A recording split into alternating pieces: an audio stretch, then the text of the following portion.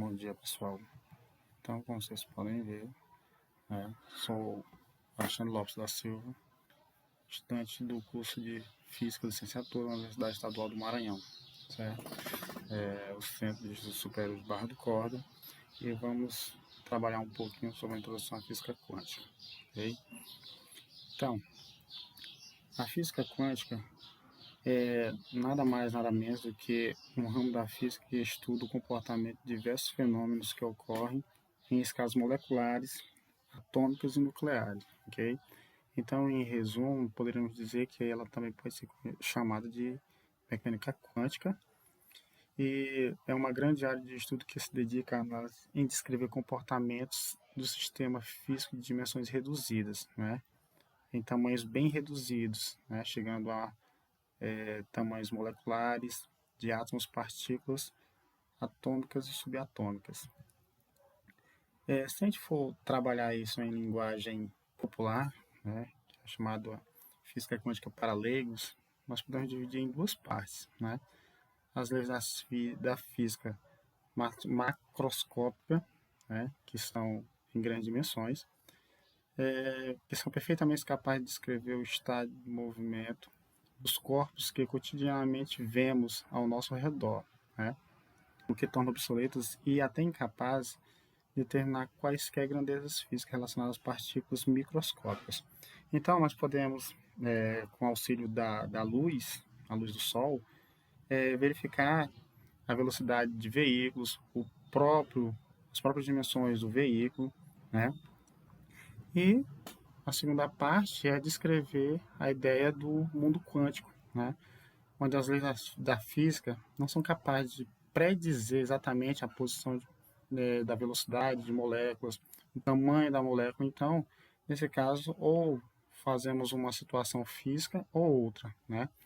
Que não é tão determinístico assim, na qual esse sistema quântico eles são expressos em probabilidade, né? Então, são valores que não podemos comensurar seus resultados.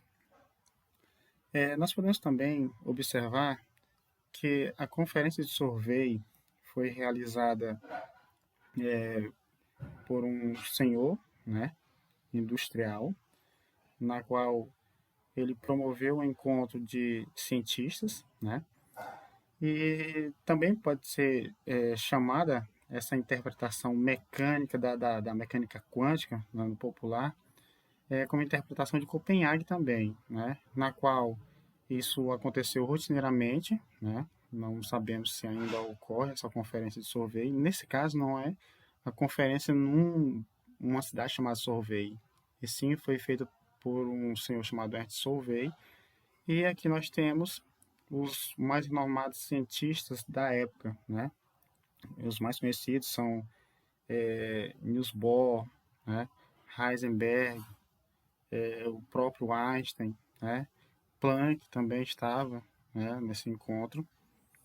E de tal forma que, de acordo com a interpretação dos sistemas quânticos, né, tem uma função de onda que descreve completamente os resultados de determinados elementos microscópicos, né? Daí eles começaram a trabalhar e até mesmo debater a situação de determinados elementos, né? Continuando, vocês podem ver que nós temos o grupo cientista na qual houve esse encontro, né?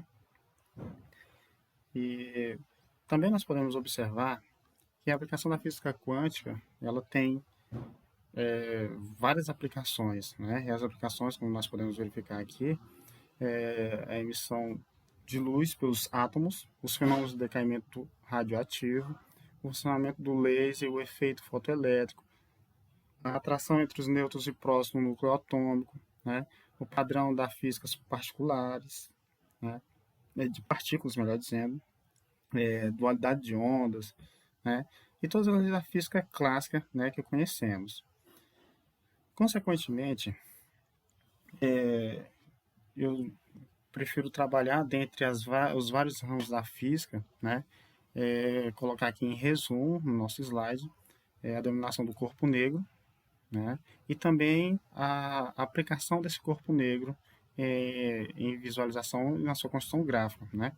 Denomina-se corpo negro aquele que absorve toda a radiação eletromagnética e é determinado pela lei de Stefan Boltzmann, né, na qual nós temos aqui a sua lei matemática, né, e de tal forma que ela está em função de uma constante, né, constante de Boltzmann, em função da temperatura, ok?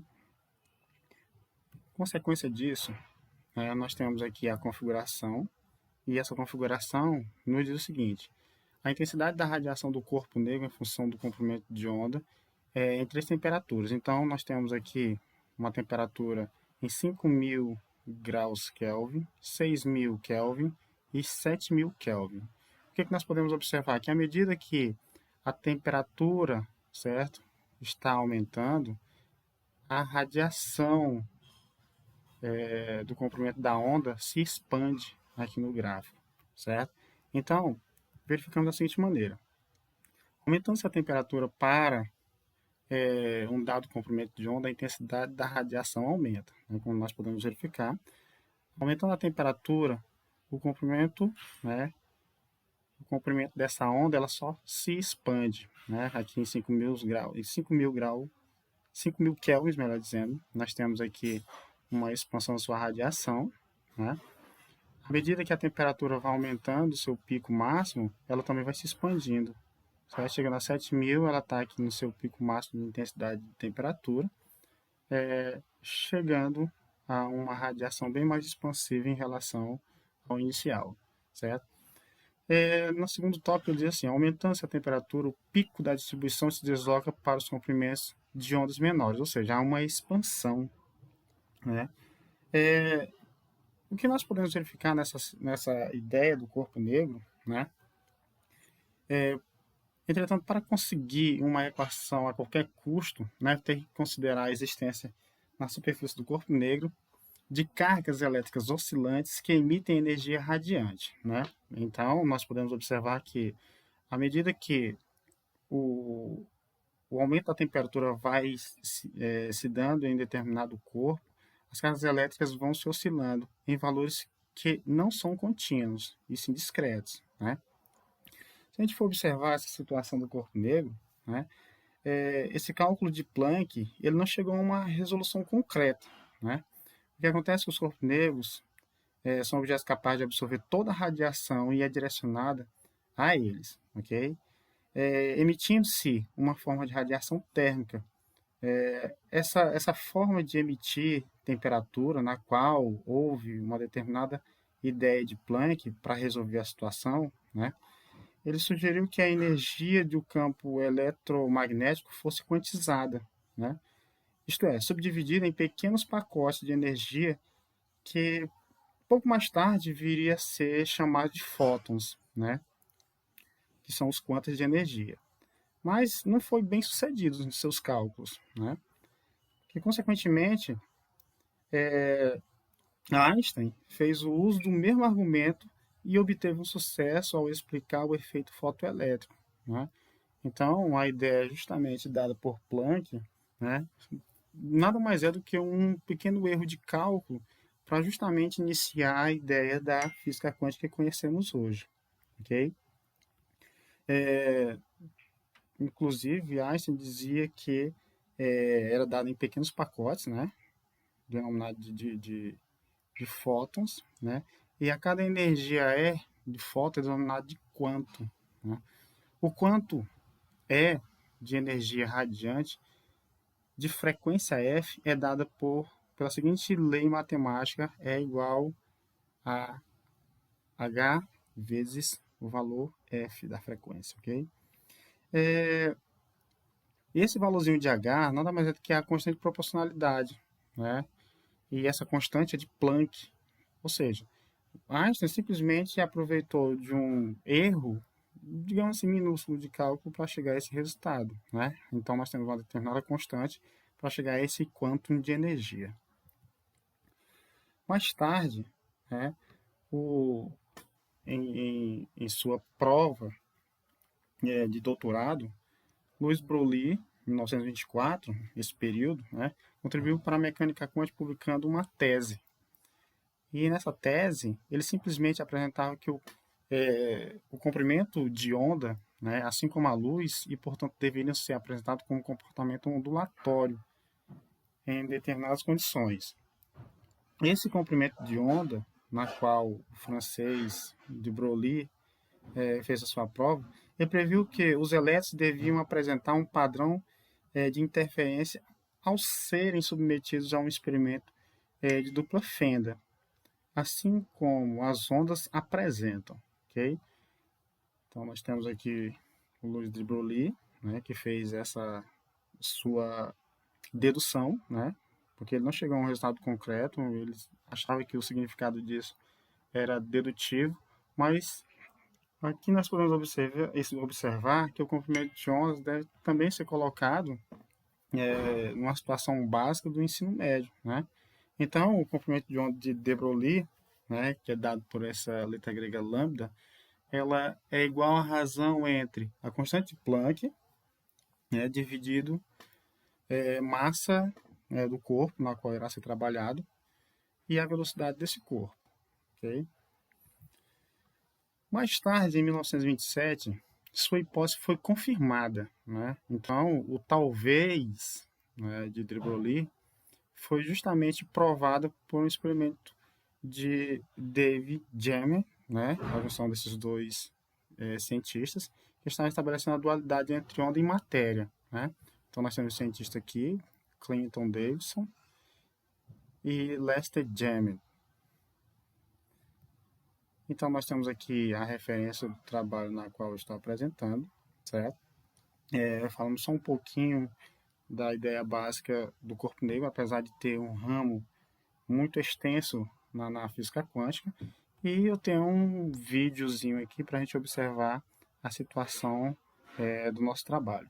Ok? Vamos observar aqui um pouquinho.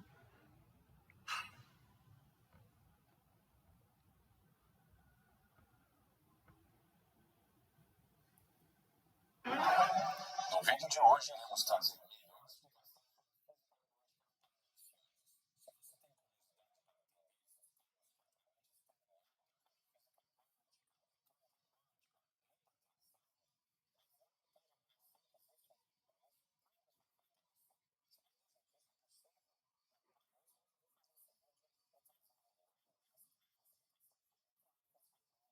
para iniciantes e como isso impacta diretamente você.